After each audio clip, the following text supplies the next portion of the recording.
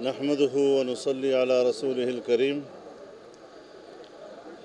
میں بھکر کے انتہائی قابل احترام صحافی حضرات کا شکر گزار ہوں کہ انہوں نے وقت نکالا اور مجھے موقع دیا کہ میں ان کی وساطت سے قوم تک اپنا پیغام پہنچا سکوں۔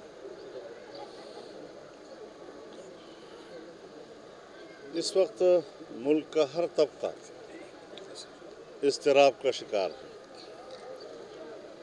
حکمرانوں کی داخلی ناکامیوں ہی کی وجہ سے نہیں بلکہ بین الاقوامی دباؤ کی بنیاد پر بھی۔ ہماری اسٹیبلشمنٹ اس وقت تمام یہاں جو موجود ادارے ہیں، انسٹیٹیوشنز ہیں، ان کے توڑ پھوڑ میں مصروف ہیں، قومی شیرازے کو بکھیرنے میں مصروف ہیں۔ دینی مدارس ہیں تو ان کے مسلمہ تنظیمات کے مقابلے میں نئے نئے بورڈز اور تنظیمات تشکیل دیے جا رہے ہیں، ان کو مراعات دی جا رہی ہیں۔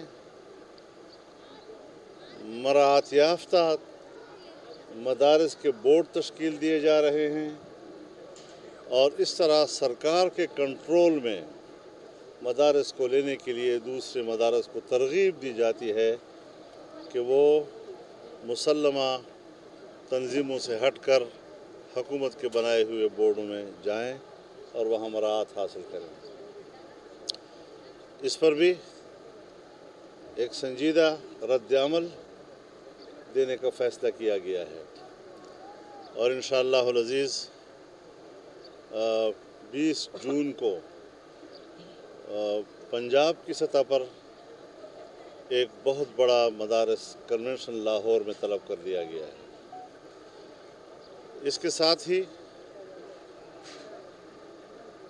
تمام تنظیمات مدارس دینیہ اور تمام مذہبی جماعتوں کا ایک آل پارٹیز بھی ہوگی تاکہ ہم اجتماعی مشاورت کے ساتھ ان سازشوں کو ناکام بنا سکیں اور پھر ساتھ ہی چاہے مدارس ہوں، چاہے مساجد ہوں، چاہے خانقاہیں ہوں، ان کے وقف املاک کو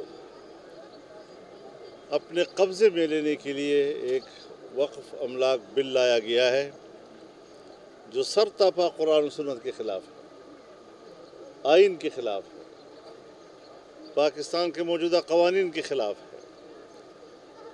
اس صورتحال میں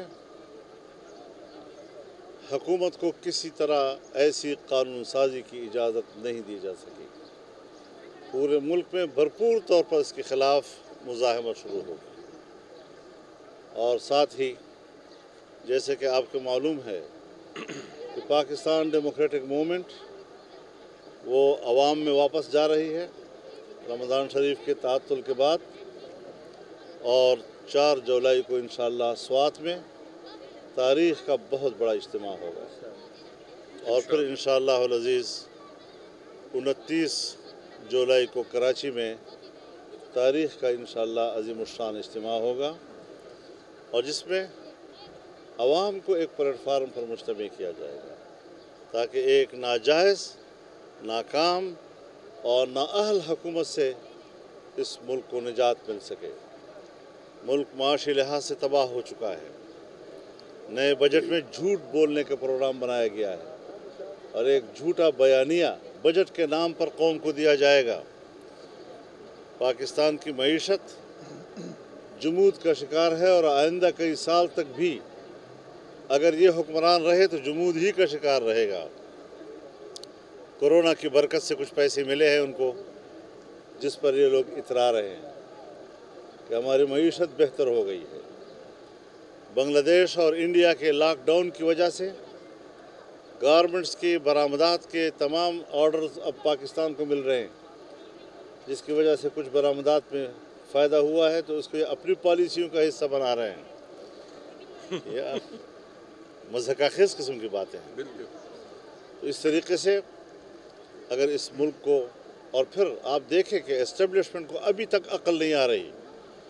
गिलगित बल्तिस्तान में भी उन्होंने मुदाखलत करके वहाँ इनकी हुकूमत बनाई, और अब कश्मीर के अंदर भी वो मुदाखलत करके लोगों पर दबाव डालकर PTI में शामिल करके उनकी हुकूमत बनवाने की तरफ जाना चाहते हैं।